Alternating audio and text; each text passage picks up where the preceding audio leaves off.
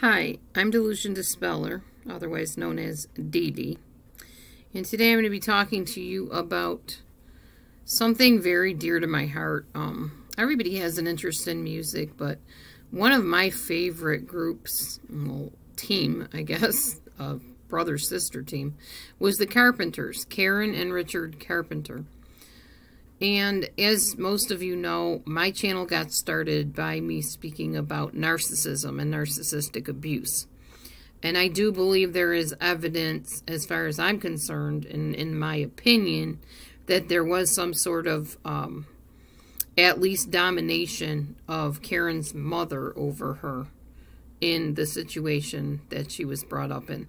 I haven't read too much about the inner workings or the communications between mother and daughter, although I have studied extensively books and information about how important the mother-daughter connection and bond actually is in a girl's life, and how that girl becomes a woman and those connections influence how she sees life.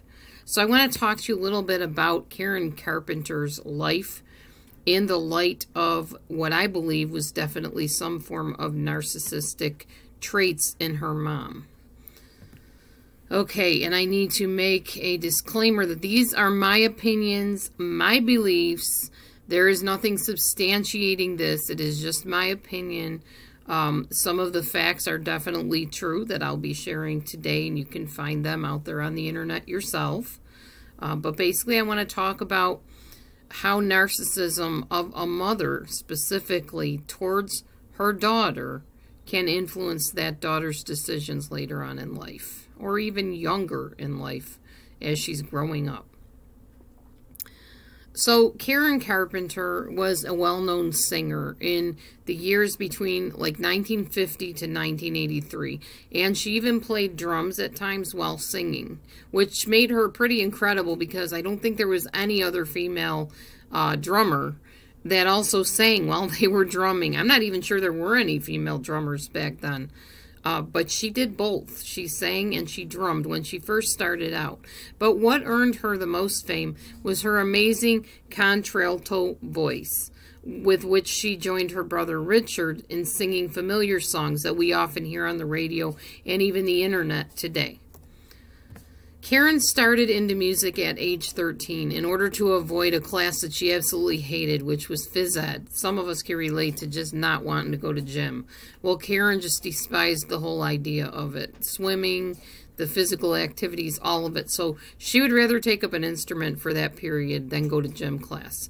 So she decided that the glockenspiel that they handed her, which is, I guess, similar to an accordion, that would fill the time that she would be taking gym much more enjoyably than having to swim or do other gym activities. So she did that for a while.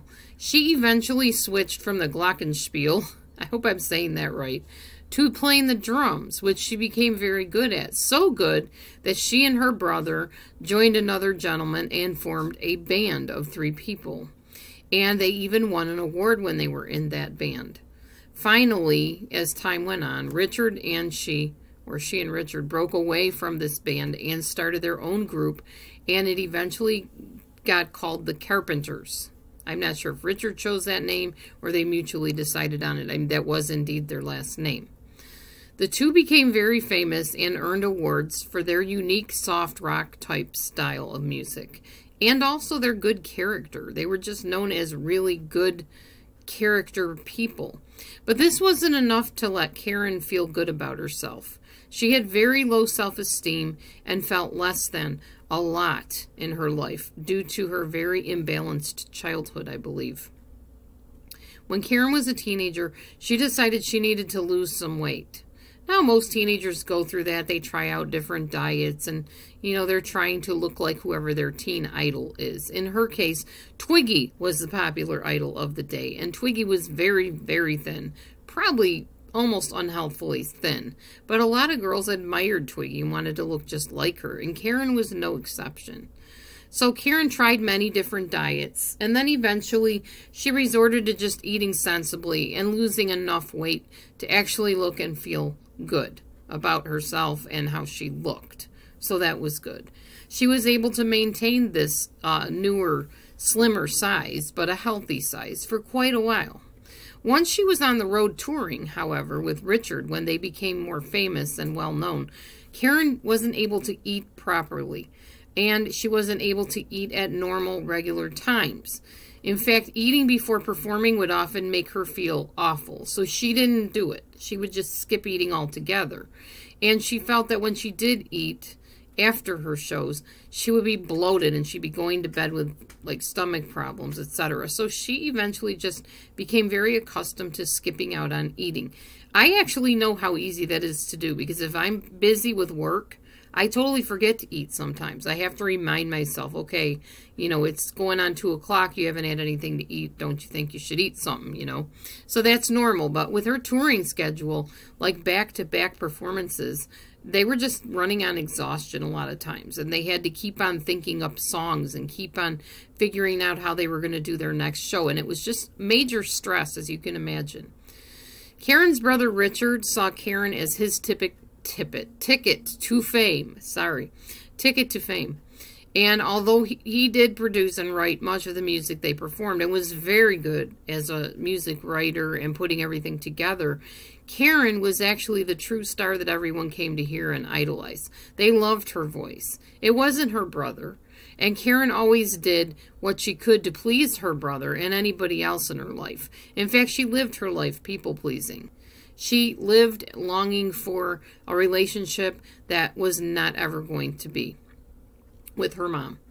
This was largely spurred on by her mother, who viewed Karen as meant to be subjected under Richard. Richard was the golden child. He was the one that was so admirable and so talented that the mother would brag about to everybody. And Karen was just, well, Karen. She was there to do her brother's bidding, to help him shine, etc., and to make the family look good. Seeing a picture of herself on stage, at one point, Karen decided that her belly was becoming very noticeable.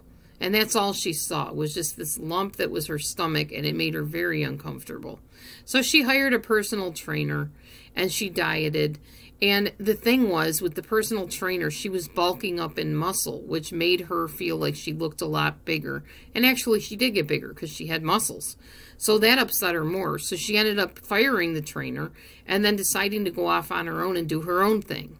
So she did it. But the problem was, eventually, all her dieting over and over again and never being satisfied with the way she looked caused her to develop the condition known as anorexia nervosa. When people started commenting about how emaciated she looked, like how thin and skinny and just scrawny, and how skeletal she looked, and how bad her appearance was, and even rumoring that she may have cancer, Karen decided she would wear larger clothes while she secretly continued her eating disorder in private. In an effort to disguise what she was doing, she would wear bulky sweaters and bulky blouses and just bigger clothing. And when questioned, she would not ever admit she had a eating disorder. She lived in denial, only rivaled by her controlling mother's own denial of it, and her mother's insisting that Karen could do something about it, but she just didn't bother, didn't want to. I guess didn't have the willpower, possibly. Hospital stays became a very common thing for Karen, who abused her body even more once she noticed that even though it was negative attention, her mother was paying attention to her in some form. So she would take whatever attention she could get. Karen later on met a man that she planned to marry. But after the time got very close to the marriage, she found out, I don't know how, but she found out that he had had a vasectomy a few years before. And she decided to call the wedding off because Karen had always wanted children. But Karen's mother insisted that she go through with the wedding because she put all kinds of money and planning into it. And she wasn't going to basically embarrass her by calling off the wedding. So she must marry this man. And so Karen did. Sadly, this husband drained her bank account so that he could live a life of luxury. And ultimately, it did end up in divorce. Karen divorced him and got herself into therapy for her eating disorder so that she could get the help she needed.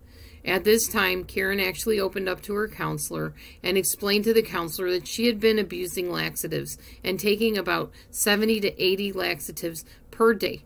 Karen also started taking thyroid medicine in like 4 to 5 times the normal dose to slow down her metabolism, or to increase her metabolism, so she would burn even more calories and get thinner. At one point, the whole family ended up in counseling, but the narcissistic mother refused to be cooperative. When the counselor asked the mother to express love for Karen, her daughter, the mother wouldn't do that. What she did do was criticize the counselor for calling her by her first name. Not Karen, but the mother. Criticized the counselor for calling the mother by her first name. And she insisted that Karen was just being stubborn and trying to get attention. And obviously you can imagine this did not help Karen any, and it definitely did not facilitate a healthy counseling atmosphere at all. But Karen's mother continued to sing Richard's praises, the son, and criticize her daughter, Karen, right up until the time of Karen's death, when she collapsed in her home in a closet getting ready for the day. Sadly, also along with the laxative use, along with the thyroid medicine use, Karen had been abusing syrup of ipecac, which is used to induce vomiting. And she ended up destroying her own organs and eventually didn't bounce back, because you can only do so much damage to your body to the point where eventually your body has had enough and it can't bounce back and you can't get past it. So sadly, I believe, due to having what I believe was a narcissistic mother, in my opinion, a mother that had a golden child, Richard, and a scapegoat child or a lost child, maybe both, Karen, she never got the parental connection with her mother or the approval that she craved in her life. I'm not really sure she got much connection with her father either, since the mother clearly ruled the roost, and that included the chicken of the roost, Karen's dad. So, unfortunately, Karen would never feel like she measured up enough for her mother, and many women can relate to that. In her 30s, Karen sadly passed away from the misuse of the ipecac and shutting down her organs, and also destroying her heart muscle with that ipecac syrup, because using too much of it can apparently wear away your heart muscle. She'll always be seen as a legend to so many. And as much as her music touched her own spirit, only a mother's love and Ada Girls would fill the void that Karen had felt for so long, which resulted in her starving for love, literally starving to death. There are many mixed feelings as to how Karen's situation was handled all along, and if it could have or should have been handled differently.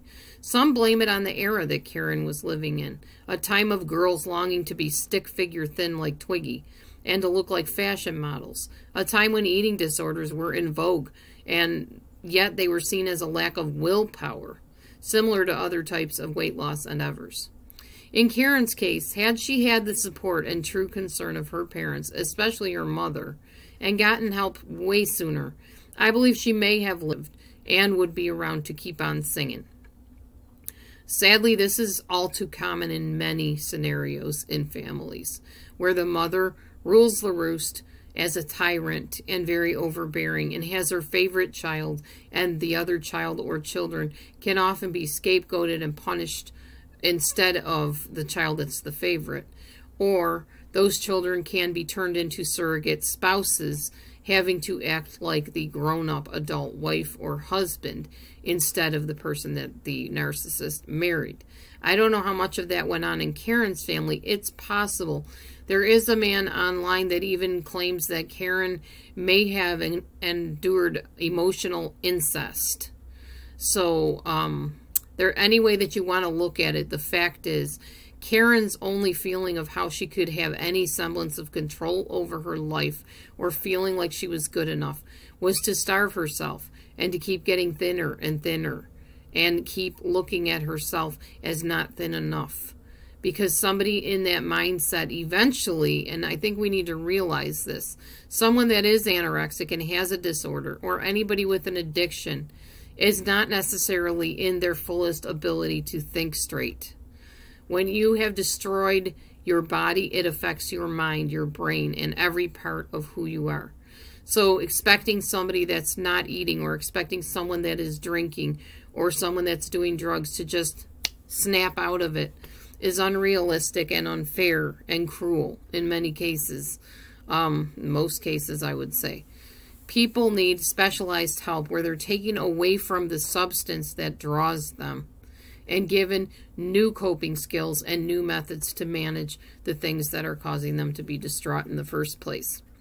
Sadly, it was too late for Karen.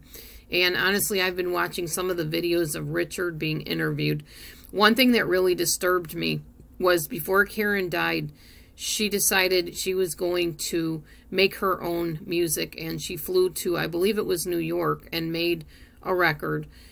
And her mother got angry at her and basically felt she was walking away from the Richard Karen team, and I guess shamed her in some way or whatever. And then there was a record that Richard and her did before she passed away, and it didn't get released. I can't remember if Karen decided that she didn't want it released or what happened, but they decided not to release it. And then after Karen's death, now Richard brought it out and released it, which made people very angry. They felt he was capitalizing on her passing away, which I don't know. I'm not going to say one way or the other, but I will say I personally do not like Richard at all. I don't like the way he talks about his sister in interviews. I feel she was a commodity to his own fame and fortune. I think he got that from his mother, who felt he could do no wrong and sang his praises like he was some kind of a prince. And Karen was just his servant or slave. I don't like the way he talks about his sister. He does not show true compassion or sadness that he's gone, in my opinion. I don't see empathy there. I see, oh, bummer. I just knew the show must go on, but now that my sister's, gone, it's not exactly the same, but, I'm making it work out. And, the sad thing is Richard went on to be happily married, which is what Karen always wanted. Richard has 2 children, which is another thing Karen always wanted. Sometimes life just ain't fair. It really isn't. And in Karen's case, it definitely was not. And I'm sad that, unfortunately, more couldn't have been done sooner for her to reach out and help her figure out what she could do differently to build her self-worth and her self-esteem. The sad thing also is that Karen and Richard lived with their parents a long, long time. I'm pretty sure she lived there right up until she passed away, on and off, in between when she was married, obviously.